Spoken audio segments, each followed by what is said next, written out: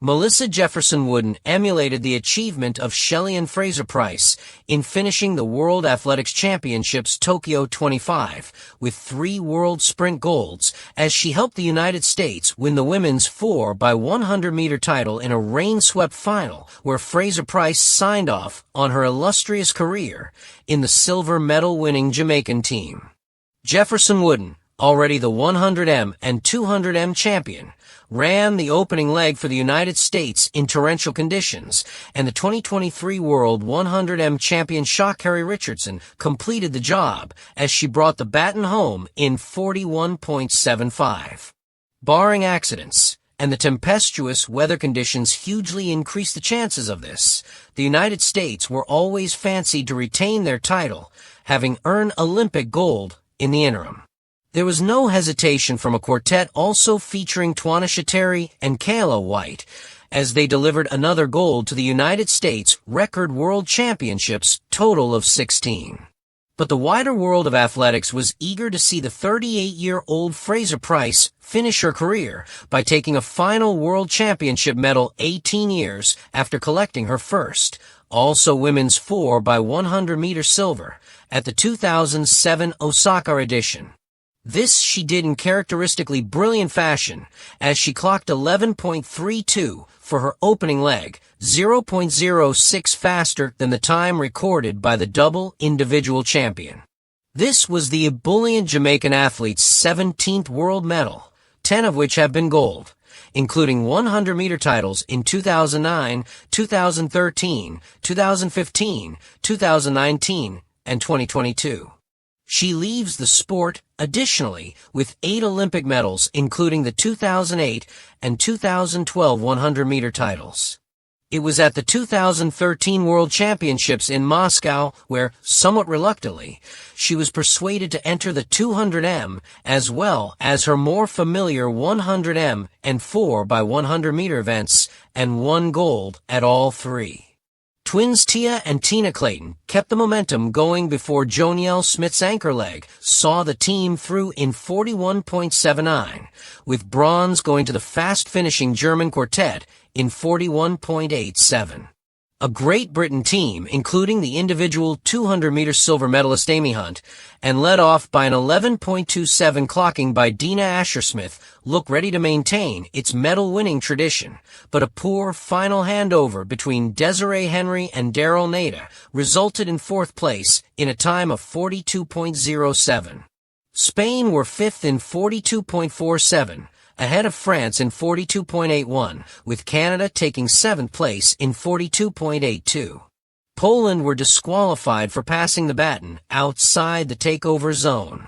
A wind and rain-scoured night in Tokyo delivered one of the season's most vivid and unlikely images: Melissa Jefferson-Wooden, soaking and triumphant, lifting yet another gold medal for a United States sprint squad that has become the measuring stick in women's relays. It was the kind of finish that demands a second look, not for the theatrical weather nor solely for the result on the scoreboard, but for the way it stitched together eras of sprinting history in one single, shimmering moment. Jefferson-Wooden, already the 100m and 200-meter world champion at these championships, opened for the U.S. team in the torrential conditions. The quartet, Jefferson-Wooden, Twana Shateri, Kayla White, and Sha'Carri Richardson, ran to a winning time of 41.75, a mark that affirmed the Americans' depth, technical precision, and appetite for the highest prizes.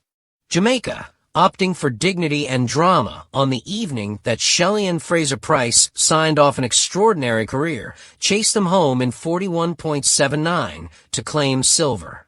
Germany, steady and efficient, took bronze in 41.87.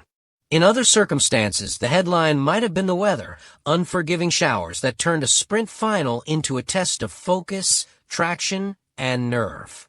Instead, the story that will be written into the year's record books is that of a sprinter who has now sealed 3 championship sprint golds in Tokyo, 2 individual crowns, and a relay victory that crowns a dominant week for Jefferson-Wooden. Equally reverent were the scenes at the other end of the drama. Fraser-Pryce, the tiny speed goddess who has defined an era, stepping away from global competition with another World Championship medal to her name. The athletic stadium had that low, electric buzz that precedes an event where the weather refuses to be a neutral actor. Rain fell on and off, gusts occasionally wagging the flags that ring the track. Lane assignments were read by officials with extra ceremony. Athletes passed through the call room under umbrellas and into a tunnel where the muffled sound of announcements made everything feel both intimate and monumental. When the starting gun finally gave way, the U.S. took the race on with confidence. Jefferson-Wooden's opening leg was textbook, assertive out of the blocks, committed to an aggressive acceleration phase even as the rain turned the track into something less predictable. Her role was not merely to hand the baton on in a good position. Her performance set a tone. In a final with so many star names clustered into 4 lanes, the first 100 meters is a psychological statement as much as a physical one. Twanisha Terry extended that opening momentum, running the bend with a blend of power and control that is crucial in wet conditions. Kayla White, entrusted with the all-important third leg, managed the exchange into the anchor zone cleanly, an exchange that could have been the fulcrum of the race in such slippery circumstances. And when Richardson set off, the crowd, braced against the weather, felt the kind of hush that accompanies great anchors in big races, all attention funneling to the last 100 meters. The margin at the finish, just 0.04 of a second between gold and silver, tells part of the tale. But behind that slender gap lies technical nuance, baton positions carefully adjusted to prevent slippage, tiny shifts in foot placement to find traction, a refusal by each runner to gamble on full extension in the changeover zone and risk contact with the wet surface. That the United States executed these small, critical details better than their competitors speaks to a preparation and discipline that goes beyond raw speed. For Jefferson-Wooden, this final was more than one more medal to add to a growing case for sprinting immortality. It was a statement. To enter a world championship and claim gold in the 100-meter, the 200m, and then play an opening role in a gold-winning relay is to place oneself inside the very narrow circle of sprinters who dominate across disciplines and team dynamics. Her trajectory this week has been the definition of a focused peak. In championship sprinting, the 100m demands an explosive nervous energy. The 200m asks for speed, endurance, and curve running skill, and a relay leg, especially the opening one, requires the poise to set the team up for success in conditions where the margin for error is compressed. Jefferson-Wooden accomplished all of that. When she lifted her third gold, she did so at the confluence of personal excellence and the cooperative craft of relay running. It is also worth noting the mental magnitude of her achievement. To transition from individual event preparations to the tactical choreography of a relay requires discipline, humility, and team orientation, qualities not all sprinters easily reconcile with the intensely individual nature of the sport. Jefferson-Wooden's week in Tokyo showed she can be both the private assassin in the individual events and the generous, exacting teammate when the baton is involved. It is impossible to cover this final without lingering on Shelley and Fraser-Price's emotional, brilliant, and slightly bittersweet swan song. At 38, the Jamaican icon ran the opening leg for a team that wanted, with all the weight of tradition and desire, to give her a parting medal.